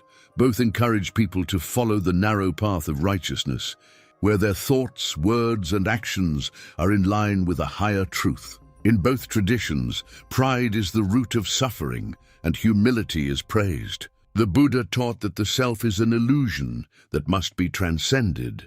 Jesus said that he who loses his life shall find it. The language shifts, but the meaning converges. Freedom lies in surrender. Peace is born from letting go. The idea of non-violence also brings people together in a deep way. Ahimsa is a key idea in Eastern philosophy that says hurting someone else hurts yourself. Centuries later, Christ would say the same thing about the law of divine reciprocity. Do unto others as you would have them do unto you. It seems like the river of truth flowed east from ancient India and west through Judea, both fed by the same source that could not be seen. While Jesus was in the East, he may have seen this holy current and recognized it as a reflection of his Father's will. The compassion of the Buddha and the love of Christ are two ways that the same divine light shines through. The infinite mercy of creation itself, the idea of enlightenment, is even present in the teachings of Jesus. For Buddha, enlightenment was the end of not knowing and seeing things as they really are. Jesus said that spiritual awakening was like being born again. Unless one is born again, he cannot see the kingdom of God. Both talked about seeing, vision, and waking up from the dream of being separate. The Buddha called it nirvana, and Jesus called it eternal life. Both meant being one with what is eternal and free of pain. Neither promised to help you get away from the world, but they did promise to help you change it. To choose either path is to awaken the divine within, to realize that heaven and enlightenment are not far-off places, but states of being that are awake. There is also a strange similarity in how both teachers dealt with the problems of their time. Buddha left behind palaces and castes, saying that enlightenment was not just for kings and priests, but for everyone. Jesus told the Pharisees that the meek would inherit the earth and that the last would be first. They both wanted to free the human spirit and destroy the hierarchies built on power. In this refusal to be divided by caste or creed, one sees a divine rebellion, a revolution of the mind rather than of swords. Both movements woke up and spread across continents, changing the course of human civilization. The philosophy of suffering brings their teachings together even more. The Buddha's Four Noble Truths say that suffering is the way to wisdom, and that you can only find freedom by being aware of your pain. Jesus also didn't run away from pain. He saw the cross as a way to rise from the dead. In both lives, suffering became holy, a fire that cleansed the heart. Jesus taught surrender, and the Buddha taught detachment. Both found that peace is not in fighting back, but in accepting things as they are. Each showed that divine joy is not the absence of pain, but its transformation. People from different cultures can see how these two paths, the path of the lotus and the path of the cross, are very similar to each other, like the sun rising over still water. Meditation brings enlightenment in the East, while faith brings salvation in the West, but both of them lead to being one with the divine source. The ultimate truth that both revealed is that love is not just a feeling. It's the very structure of reality.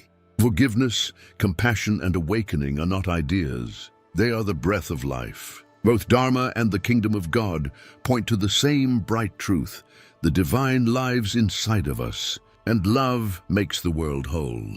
Some scholars have even speculated that the silence of Jesus' youth conceals this convergence of realms. Could the Buddha's compassion, the Indian law of karma, and the meditation of Tibetan monks have taught him something that he didn't know? Regardless of whether one perceives this as historical or symbolic, the outcome is indisputable. The Christ who arose in Galilee embodied an essence that reconciled East and West. His message was not limited to a single nation or scripture. It was the song of the universe, reminding humanity that every soul, regardless of origin, is part of one divine breath. The mirror that connects these two worlds shows us that truth has many names, but only one light. The Buddha's goal was to wake people up from their dreams. Jesus' goal was to wake people up to love. The first showed how empty the self is, and the second filled that emptiness with the presence of God. They show the whole circle of spiritual realization, emptiness and fullness, silence and song, stillness and love. That balance is what makes the human soul rise. People who can see beyond religion bring the East and the West together in their hearts. The message of both masters still whispers through time for those who listen. The kingdom, the nirvana, the eternal light is inside you. The story of Isa, the wandering prophet who walked across deserts, mountains, and kingdoms, was never meant to be forgotten. Men tried to silence it and bury it under centuries of politics and dogma, but truth has a way of coming out through the cracks in history. It comes back to life in the hearts of those who want it. The circle that started in the East with Indian sages, Tibetan monks, and Persian mystics has come back to the world that once forgot it.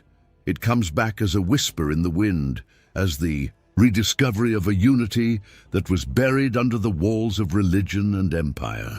It is not just the story of Jesus of Nazareth, it is the story of how people have always looked for God. We don't just find Isa when we rediscover this path, we also find ourselves. The great circle starts to close at the same place it started, at the meeting of worlds. People used to think that the years of Jesus were just a myth, but now they can be heard in the writings of monks, travelers, and manuscripts from all over the world. For a long time, Western religion called the East foreign, but now it looks a lot like the roots of Christ's own message. The African sun that used to shine on Ethiopia's holy scrolls and the Indian skies that used to watch Isa's silent meditations are now part of the same divine map as Bethlehem. For hundreds of years, the Western Church tried to split up what heaven had joined. They tried to split up salvation from wisdom, Christ from compassion, Africa from the Holy Land, and East from West. But finding the lost years again brings those gaps together. It shows that Christ's message was never meant for just one group of people. It was meant for all of creation. Parts of this truth have been sleeping like seeds, waiting for spring in old monasteries buried under snow and sand. Old scrolls with faded ink talk about Isa, the foreign light who came from the West and talked about love that was stronger than the law. Ethiopian manuscripts talk about a man of peace who taught that all countries are children of the same God. Indian oral traditions still talk about the sage from Judea who argued with the Brahmins and blessed the untouchables. The story, even though it is broken up, has the same sweet smell of love and light. And now, hundreds of years later, it rises again. Not because of any institution, but because of the quiet curiosity of those who are brave enough to ask, what really happened during those lost years? The early church didn't want to destroy the truth. They wanted to control it. They made order out of fear of chaos and walls out of a desire for power. But you can't hold the divine. Light doesn't care about stone churches or gold altars. It is for every heart that wants to see. So even though Rome tried to make a perfect picture of a Western Christ that wasn't affected by the dust of India or the fire of Persia, truth kept moving through time in secret. The memory of Isa lived on in the chants of monks, the desert hymns of Ethiopia, and the quiet caves of the Himalayas. The empire hid the story, but not the light inside it. As the world wakes up to the idea that all religions are connected, something old stirs in the hearts of all people. The lines that used to separate religions are fading away, showing a truth that is bigger than any one belief system. The prophets of Africa, the mystics of Asia, Jesus, Buddha, Zoroaster, and Moses all talked about the same divine heartbeat. The rediscovery of Isa's Eastern journey is not just an archaeological find. It is a spiritual awakening. It reminds us that the Christ who walked among people was not limited by borders. He looked for wisdom where the light of truth shone the brightest. He brought with him the lessons of compassion from the East, the strength of spirit from Africa, and God's eternal love into everything he said in Galilee. Now, hundreds of years later, the pieces fit together like a mosaic that has come back to life from the ruins. Scholars find scrolls that talk about Isa's time in India. Ethiopian monks open their libraries to show off scriptures that Western councils have never seen.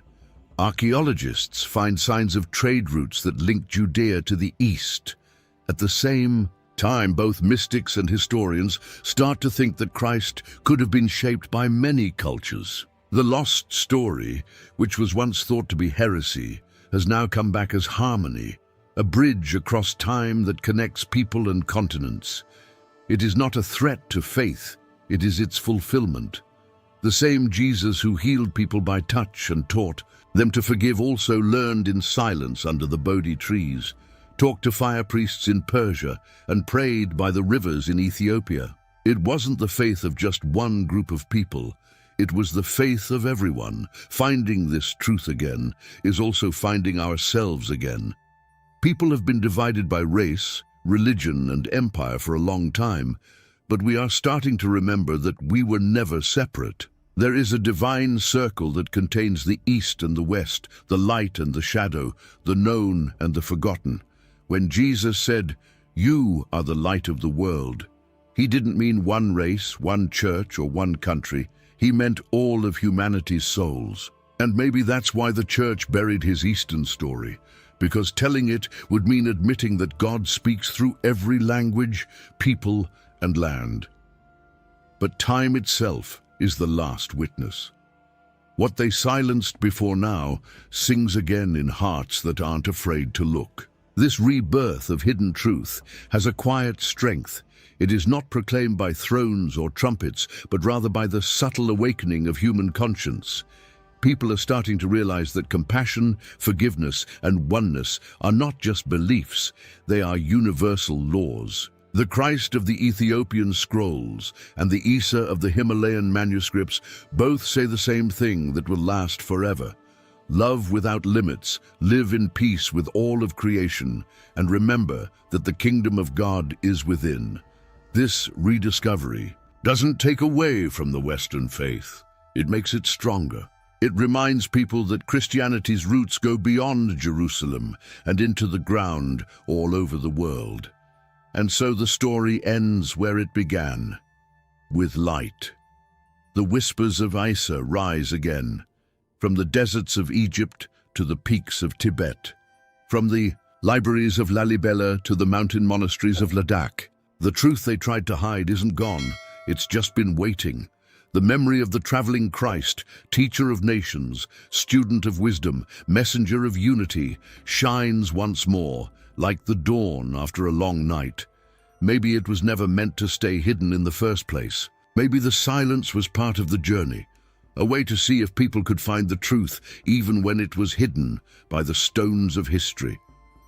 And now, as people all over the world find the lost Christ again, a new chapter begins, one that is not limited by borders or titles, but by love. The narrator's voice slowly fades into that holy truth. They silence the story, but not the light. The light lasts forever and is wild. It waits for anyone who dares to remember that God's truth always finds its way home, no matter how well hidden it is. The temple in Jerusalem buzzed with murmurs of disbelief. At just 12 years old, a boy stood among seasoned scholars, his small frame wrapped in simple robes, his eyes alive with something eternal. The teachers of the law, men who had spent lifetimes memorizing sacred scrolls, now found themselves silenced by the clarity and wisdom flowing from this child. Every question they asked was returned with an answer so profound that it pierced through the centuries of tradition they held so dear. The boy spoke of the kingdom of heaven not as a distant promise, but as something alive, breathing, near, and burning within the soul. That boy was Jesus of Nazareth. And then, as suddenly as he appeared, he vanished from the story. The scrolls fall silent.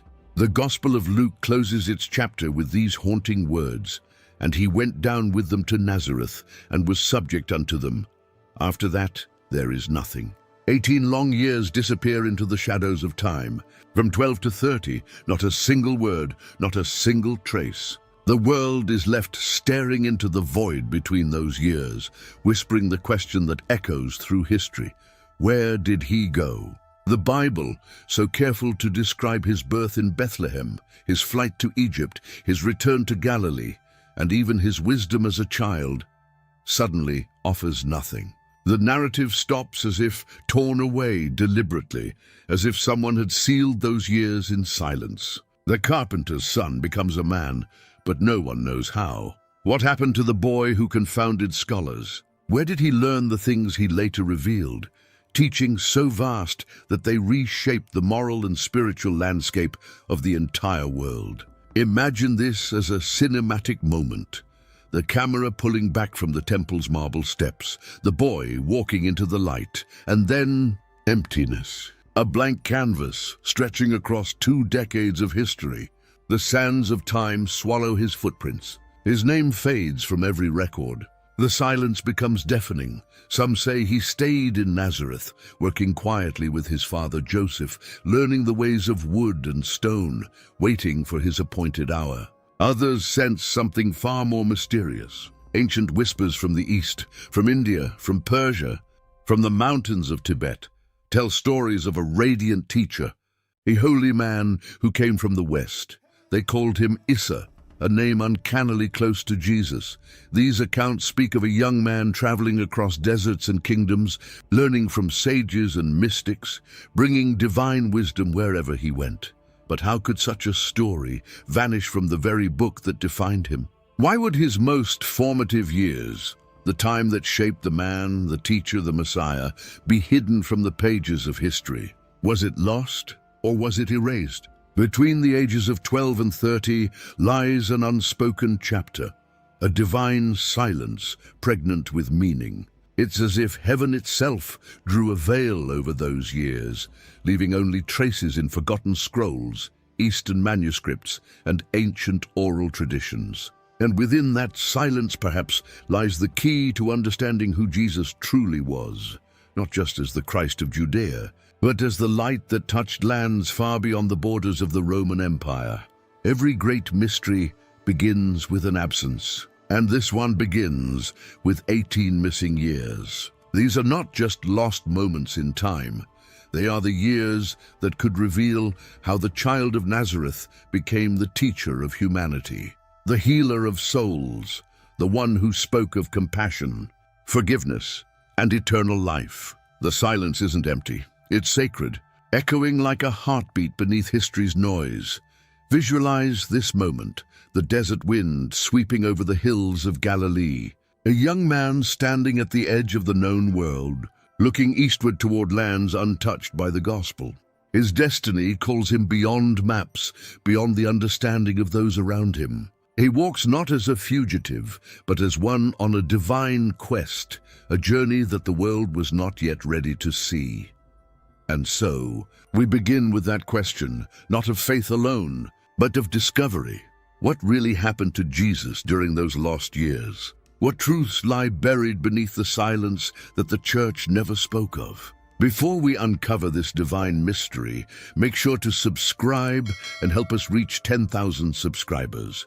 Share this video with your friends to spread the truth hidden for centuries. You can also support us through Super Thanks. Your contribution helps us continue revealing lost biblical knowledge. Comment below, which city are you watching from and what time? And if you want to get your hands on the complete Ethiopian Bible, 88 books, and the Book of Enoch, 1, 2, 3, in English. Links are in the description below. In the high valleys of Ladakh, where the wind carries an old stillness and the peaks are covered in snow, there is a monastery that is older than most kingdoms. For a long time, the Hemis Monastery has been a safe place for secrets hidden in the folds of the Himalayas. It seems like time stops there. Nicholas Notovich, a Russian traveler, said he found something here in the late 1800s that would change the course of Christian history. Notovich was given shelter by Buddhist monks while he healed from a broken leg after a dangerous trip through the mountains. While he was there, he heard whispers about old scrolls that talked about a holy man from the west named Issa. Notovich was curious and asked the monks for more. They didn't want to at first. The silence in the monastery was full of fear. People from other countries were not easily trusted with sacred records that had survived hundreds of years of wars, dynasties, and religious persecution. But persistence broke through the wall of silence. Finally, an old monk took Notovich to the library, where old manuscripts lay on wooden shelves like sleeping relics from a time long gone. There were verses written in Tibetan script that talked about a prophet who was different from all the others. He was a light-skinned teacher from a faraway land who came to the east to find the truth. Issa, the Blessed One, was his name, which was written many times in the text. The verses talked about how he came to the merchants who traveled through Sindh, which is now part of Pakistan, and then to India. They talked about a young man who studied the holy Vedas and how to meditate with Hindu priests and Brahmins. People said that he spoke out against the strict caste system and taught that everyone, no matter how noble or untouchable, was equal in the eyes of the Creator. The powerful were angry with these teachings, so Issa had to leave and head north to the land of the Buddhists. The scrolls said that Issa learned the ancient discipline of enlightenment in the monasteries of Nepal and Tibet, where he learned the wisdom of compassion and selflessness. He taught that love was more important than rituals and mercy was more important than sacrifice. The monks wrote that this foreign prophet talked about the great soul that lives in all things. This is very similar to what the Gospels would later say. Notovich understood what these verses meant when he read them, that Jesus may have lived and learned in Asia during the years when the Bible is silent. The revelation was mind-blowing. If this is true, it means that Jesus didn't lose those 18 years of his life. He lived them in the East, where Roman historians and Jewish chroniclers couldn't find him. Notovich wrote down what he found and published it in 1894 as The Life of Saint Issa, the Best of the Sons of Men. The book caused a lot of problems. Religious leaders in Europe and the United States were very angry. The church called his work blasphemy and said it was the work of a lost traveler looking for fame. Scholars said he made up the manuscript and said that there were no such scrolls at Hemis Monastery. But Notovich stayed strong. He told everything, from the trip to the monastery to the monks' initial hesitation to the translation of the texts. He even included the full verses, which talked about Issa's teachings in a poetic and respectful way. He said that the manuscript was an old translation of Pali texts that Indian merchants who had followed the young teacher had written down. Buddhist missionaries are said to have brought these things north hundreds of years ago, and the monks kept them safe in their archives. When reporters and explorers tried to check out Notovich's story, they got the same guarded silence he had talked about. The monks at Hemis would not say if the scrolls were real or not. Some people said they were protecting a truth that the world wasn't ready for, while others said they were afraid of getting back at powerful Western institutions that would see such records as heresy. The Church's condemnation of the idea only made it more interesting. Later travelers to Ladakh said there was a quiet tension around Hemis. The monks, who were kind but careful, didn't talk about it at all. Some people said that the Russian had seen something real and old, but they had been told not to talk too much about it. After all, the monastery had kept many secret texts safe, some of which were older than known history. Could one of those texts really tell the story of the years Jesus forgot? Notovich's assertion incited interest beyond theological boundaries. Historians began to wonder how Eastern ideas had so easily reflected the later teachings of Jesus, such as compassion, humility, giving up materialism, and the idea that all life is one. Could it be that these weren't just random events, but signs of wisdom he had learned about in the past? If the young Jesus had walked the paths of India and Tibet, it would explain why his message was so universal. It was a gospel that spoke to all people, not just one tribe or nation. Notovich was ignored by Western academics, but other explorers started to follow his path. Many years later, Swami Abhedananda, a well-known Indian monk and follower of Ramakrishna, went to Hemis and said that the monastery did have manuscripts that mentioned Isa. He said he had seen and translated them himself, which backed up Notovich's discovery from a completely different source. But official institutions still didn't say anything. The church did not look into these testimonies or say anything about them. The silence, both old and new, makes the mystery even deeper. Why would someone want to hide such a big story? Was it to keep the idea of a Messiah who was only from the West and not influenced by Eastern philosophy? Or was it to protect beliefs that had already been formed and sealed long before these new ideas came to light?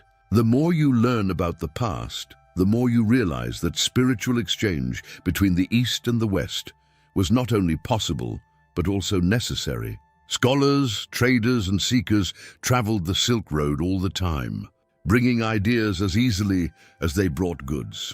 Notovich may not have seen isolated manuscripts, but pieces of a bigger truth, remnants of a time when divine wisdom flowed freely between continents. There may be a faint echo of a young man from Nazareth who walked into the East, looking for God in the quiet of the Himalayas. We may never know for sure what was in those scrolls, but their existence reminds us that there are many ways to find the truth, and not all of them are written down in one book. The dusty roads of ancient India seem to go on forever, winding through forests of banyan trees and villages, buzzing with the sounds of prayer and work. The air was warm and smelled like burning incense. The sound of temple bells could be heard faintly in the distance. A young traveler, simply dressed and barefoot, walked quietly among the pilgrims and merchants. He was a man who had both gentleness and depth.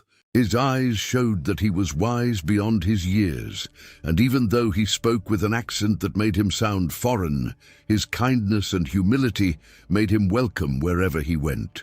They called him Isa, not knowing that he was the boy from Nazareth who had once confused the scholars at the temple in Jerusalem. He had left the deserts of Judea and the hills of Galilee behind to find something deeper than knowledge. He wanted to connect with the source of all creation. People in India welcomed him as a student, but it didn't take long for them to see the teacher inside him. He walked among the Brahmins, watching their rituals, chants, and devotion to the divine order they called Dharma. He sat under fig trees and listened to the Vedas being read. He saw how words could connect people to the eternal. The Brahmins taught him about ahimsa, which means not hurting others. Not only did they refuse to hurt others, but they also lived a life based on compassion. They said that hurting someone else was the same as hurting yourself, because the divine spark lived in all things. These teachings touched his heart deeply because they were in line with the truth that had guided him since he was a child. He started to understand that the essence of God wasn't limited to temples or priests' clothes. It was in the silence of every soul and the breath of every living thing. He also learned about karma, which says that every word, action, and thought sets off a ripple that eventually comes back to its source. This universal balance was like the justice he had always felt inside, that one must do good to get peace, and that love given returns as grace. These Eastern revelations did not change the faith of the young man from Nazareth. They made it clearer. They helped him put into words things that were already in his heart. He studied in India's ashrams with seekers and sages who gave up money and status to live a life of contemplation. He prayed with them, fasted with them, and learned how to calm his mind so that only God's voice could be heard. There he met Buddhist monks who talked about nirvana, which is a state of freedom beyond pain and illusion. They taught him that to beat desire was to break free from the world's chains. He saw their simplicity as a sign of divine purity and peace that came from giving up instead of having. Even though he came to learn, his words soon inspired even the people who were supposed to teach him. He didn't use the complicated language of philosophers. Instead, he spoke in simple living truths. He told them, "The kingdom of heaven is not in the sky or buried in the earth. It is within you." He talked about a love that didn't need to be given and a compassion that could end the cycle of rebirth. The Brahmins thought his teachings were similar to their own, but they were different in that they brought a new light and grace that wasn't affected by pride or ritual. People came to see him wherever he went, farmers, monks, kids, and merchants. They weren't drawn by a miracle, but by his presence. He didn't heal with his hands, he healed with his words. He didn't ask for followers, build temples, or claim a throne. People saw him as a bodhisattva, an enlightened being who walks among people to help them find freedom. But he only said he was a servant of the Most High. His kindness challenged power, and his humility